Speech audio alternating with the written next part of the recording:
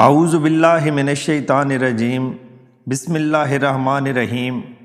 السلام علیکم ناظرین، میں ہوں سید علی نقوی اور آپ دیکھ رہے ہیں دی علی نقوی آفیشیل۔ دوستو، آج میں جو نظم آپ کے لیے لایا ہوں وہ علامہ اقبال نے ایک تخیل پہ لکھی ہے کہ جب اللہ تعالیٰ دنیا پہ انسانوں کے حالات دیکھتے ہیں تو وہ اپنے فرشتوں کو حکم دیتے ہیں اور ان کے ذمے ایک کام لگاتے ہیں، اور اس حکم اور کاموں کو اقبال نے ایک نظم کی شکل دی ہے۔ تو چلتے ہیں آج کی نظم کی طرف۔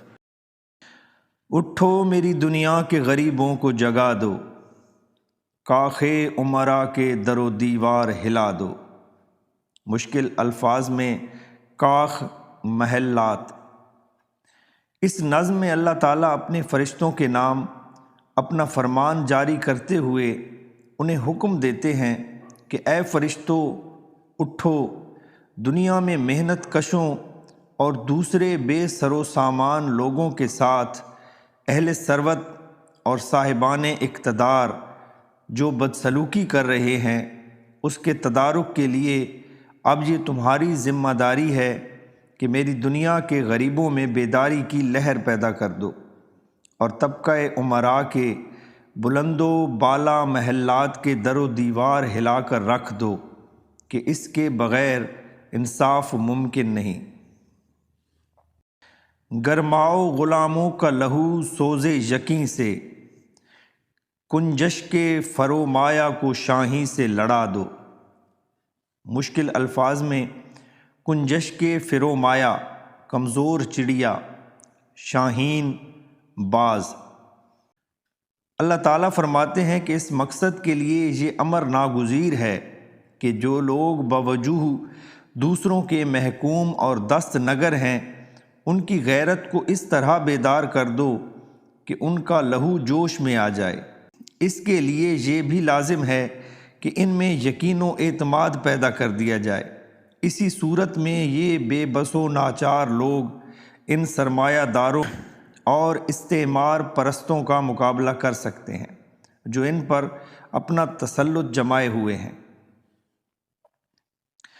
سلطانی جمہور کا آتا ہے زمانہ، جو نقش کہن تم کو نظر آئے مٹا دو۔ مشکل الفاظ میں جمہور، جمہوریت، نقش کہن، پرانے نقش یا پرانی روایات۔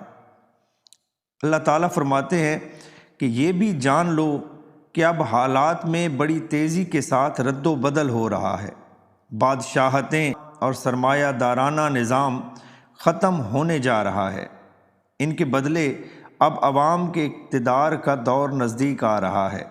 ظاہر ہے کہ اب انہی کے ہاتھ میں کل اختیارات ہوں گے، اس لیے تم پر لازم ہے کہ ماضی کے جو بھی نقوش تمہیں نظر آئیں ان کو مٹا ڈالو، تاکہ اس کے بعد ایک نئی دنیا ایک نئے نظام کے ساتھ آباد ہو سکے۔ جس کھیت سے دہقاں کو میسر نہ ہو روزی، اس کھیت کے ہر خوشہ گندم کو جلا دو۔ مشکل الفاظ میں دہقان، کسان، خوشہ گندم، گندم کا دانے والا گچھا۔ اللہ تعالیٰ فرماتے ہیں کہ اے فرشتو، اس امر کو بھی پیش نظر رکھو کہ کسانوں کو جس کھیت سے اس کی تمام تر محنت اور مشقت کے باوجود روزی اور معاوضہ میسر نہ ہو اور اس کی تمام پیداوار زمیندار ہڑپ کر جاتا ہو، اس کے اقدام سے قبل ہی اس کھیتی کے ایک ایک خوشہ گندم کو جلا کر راکھ کر دو، کہ اگر محنت کش کسان کو پیٹ بھرنے اور تن ڈھانپنے کے لیے یہاں سے معاوضہ نہیں ملتا تو پھر زمیندار کو بھی لوٹ کھسوٹ کا حق حاصل نہیں۔ کیوں خالق و مخلوق میں حائل رہیں پردے، پیران کلیسا کو کلیسا سے اٹھا دو۔ مشکل الفاظ میں پیران کلیسا، کلیسا کے یا گرجا کے مذہبی پیشوا یا پادری۔ اقبال کہتے ہیں کہ اللہ تعالیٰ اپنے فرشتوں سے فرماتے ہیں کہ سوال یہ ہے کہ میرے اور میری مخلوق کے درمیان پادریوں اور دوسرے مذہبی پیشواؤں نے جو بے جواز پردے حائل کر دیے ہیں، اس کا تدارک اسی طرح سے ممکن ہے کہ ان پادریوں اور مذہبی پیشواؤں کو ان عبادت گاہوں سے اٹھا کر باہر پھینک دو اور وہاں ان کی اجارہ داری کا خاتمہ کر دو۔ مراد یہ کہ مذہبی پیشواؤں نے اپنی دکانداری جو چمکا رکھی ہے کہ ان کے توسط کے بغیر مجھ تک ان کی رسائی نہیں ہو سکتی، اس تاثر کو ختم کرنا ضروری ہے۔ حق را بسجود صنما را بطواف، بہتر ہے چراغ حرم و دیر بجھا دو۔ مشکل الفاظ میں حق را بسجود صنما را بطواف، وہ لوگ جو خدا کو ایک سجدے اور بتوں کو ایک طواف سے راضی کرتے ہیں۔ حرم مسجد، دیر مندر۔ اللہ تعالیٰ فرماتے ہیں کہ میں دیکھ رہا ہوں کہ مسجدوں اور بت خانوں کی صورتحال یہ ہو گئی ہے کہ دکھاوے کے لیے مسجد میں گئے اور نمائشی سجدے کر لیے۔ یہی حال ان لوگوں کا ہے جو بت پرست ہیں کہ کبھی کبھار بتوں کی پرستش کر لی اور بس۔ یہ سب لوگ ہی مذاہب اور عقیدے کو ایک کھیل سے زیادہ کچھ نہیں سمجھتے۔ چنانچہ اس صورتحال سے یہ کہیں زیادہ بہتر ہے کہ مساجد اور بت قدوں کو ختم کر کے رکھ دو کہ ان جگہوں پہ بے راہ روی کے باعث لوگ اپنے مذہب اور عقیدوں سے بیزار ہو گئے ہیں۔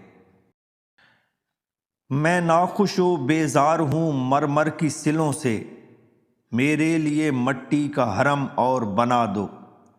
مشکل الفاظ میں مرمر کی سلیں مطلب سنگ مرمر کی سلیں یا چٹانیں، مٹی کا حرم، مٹی کا عبادت خانہ۔ اقبال کہتے ہیں کہ اللہ تعالیٰ اپنے فرشتوں کو حکم دیتے ہیں کہ اے فرشتوں، یاد رکھو کہ عبادت گاہوں میں جو قیمتی پتھر آویزاں کیے گئے ہیں اور قیمتی اشیاء سے ان کی تزئین و آرائش کی گئی ہے، میں ان سے شدید طور پر بیزار اور ناخوش ہوں۔ ان سے بہتر یہ ہے کہ میری عبادت کے لیے تم سادہ سا مٹی کا حرم تعمیر کر دو۔ مراد یہ کہ عبادت گاہوں کی تزئین و آرائش تو بے معنی شے ہے، اصل مسئلہ یہ ہے کہ لوگوں میں عشق حقیقی کی لگن پیدا کی جائے۔ تصنع اور ظاہرداری تو خلوص و وفا کی ازلی دشمن ہے۔ تہذیب نوی کارگاہ شیشہ گراں ہے، آداب جنوں شاعر مشرق کو سکھا دو۔ مشکل الفاظ میں تہذیب نوی، نئی تہذیب، کارگاہ شیشہ گراں، شیشوں کا کارخانہ، شاعر مشرق، مشرقی ملکوں کا شاعر۔ اقبال کہتے ہیں کہ اللہ تعالیٰ اپنے فرشتوں کو حکم دیتے ہیں اور کہتے ہیں اے فرشتوں، یہ بھی سن لو کہ جدید تہذیب جو اس وقت پورے انسانی معاشرے کا احاطہ کیے ہوئے ہے، شیشہ سازوں کے کارخانوں کی مانند ہے، جہاں ہر طرف شیشے آویزاں ہیں لیکن کسی شے کی معمولی ضرب سے ہی چکنا چور ہو جاتے ہیں۔ ایسی ناپائیدار تہذیب کو ختم کرنا ضروری ہے کہ جس میں عدم مساوات اور اقتصادی ناہمواریاں عام ہیں۔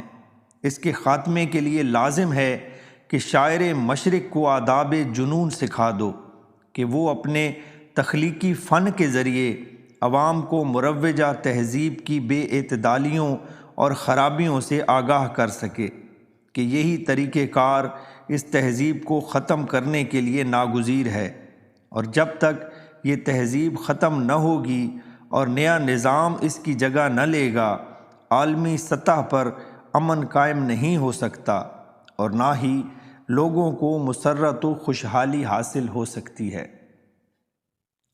تو یہ تھی آج کی نظم، امید ہے آپ کو پسند آئی ہوگی۔ اپنا بہت خیال رکھیے گا۔ اللہ حافظ۔